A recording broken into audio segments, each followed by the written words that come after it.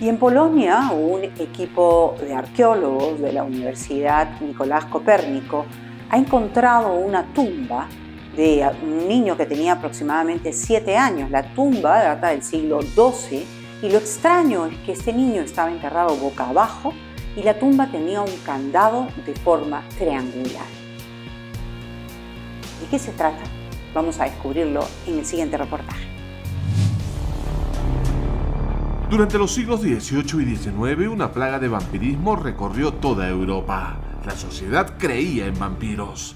Incluso varios estudiosos, como el monje Agustín Calmet, habían escrito tratados sobre estos seres sobrenaturales. Son muertos que salen de sus tumbas y vienen a inquietar a los vivos. Les chupan la sangre y a menudo les causan la muerte. Uno solo se libra desenterrándolos, cortándoles la cabeza, empalándolos, quemándolos o traspasándoles el corazón. Las décadas de 1880 y 1890 fueron la cúspide de la fascinación victoriana con la espiritualidad. Había personas famosas de la sociedad que creían en vampiros. Era una fascinación por lo oculto. En 2022, arqueólogos de la Universidad Nicolás Copérnico de Torún, en Polonia, descubrieron un cementerio del siglo XVII en la localidad de Pień, al sureste del país. Aquí hallaron el cuerpo de una mujer con una hoz en el cuello y un candado en el dedo gordo del pie izquierdo. Objetos muy inusuales para un entierro común. La cabeza estaba en este lugar y allí estaban las piernas. La hoz estaba en este lado y el candado estaba aquí, en la punta del pie izquierdo. Las excavaciones continuaron y pocos meses después ubicaron otro entierro. Un esqueleto incompleto de un niño de entre 5 a 7 años. Estaba boca abajo y tenía otro extraño candado de forma triangular. Objetos que se utilizaban en esa época para evitar que los vampiros volvieran a la vida y salieran de sus tumbas. Lo insólito fue la forma como ubicamos los restos. La gente que lo enterró estaría desconcertada porque tenía miedo de los niños, sobre todo de aquellos que habían muerto trágicamente, posiblemente que no fueron bautizados.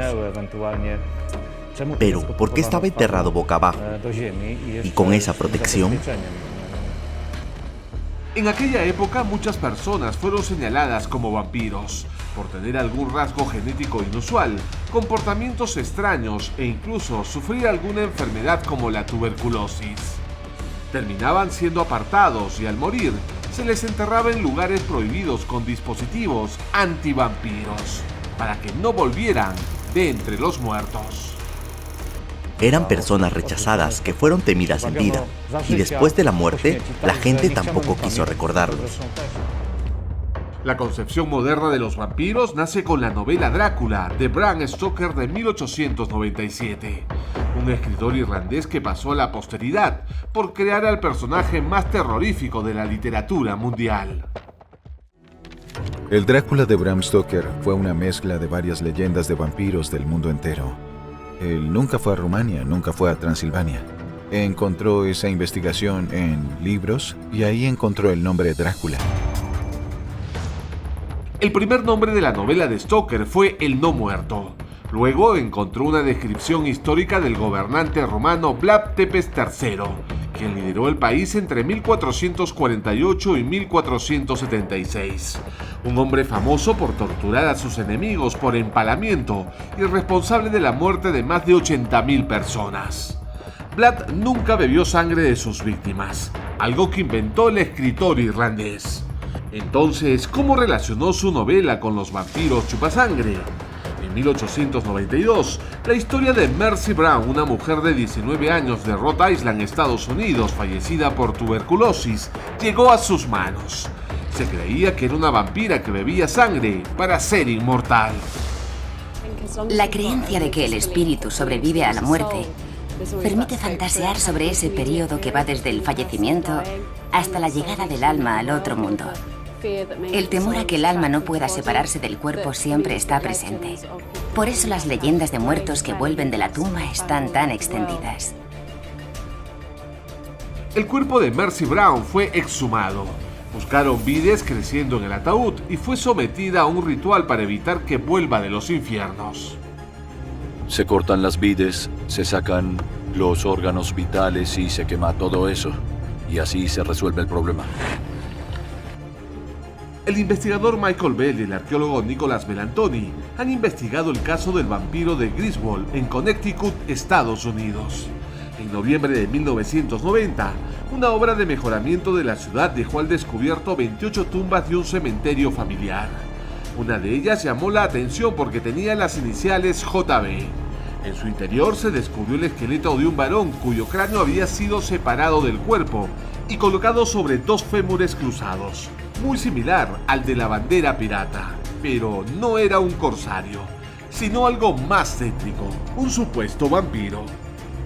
Existe un folclore alrededor de los restos de JB y la forma en que fue encontrado en su lugar de entierro. Los huesos fueron movidos luego de su muerte. En 2018, en la localidad de Lugnano, en Italia, arqueólogos encontraron un cementerio de bebés y descubrieron una escena perturbadora.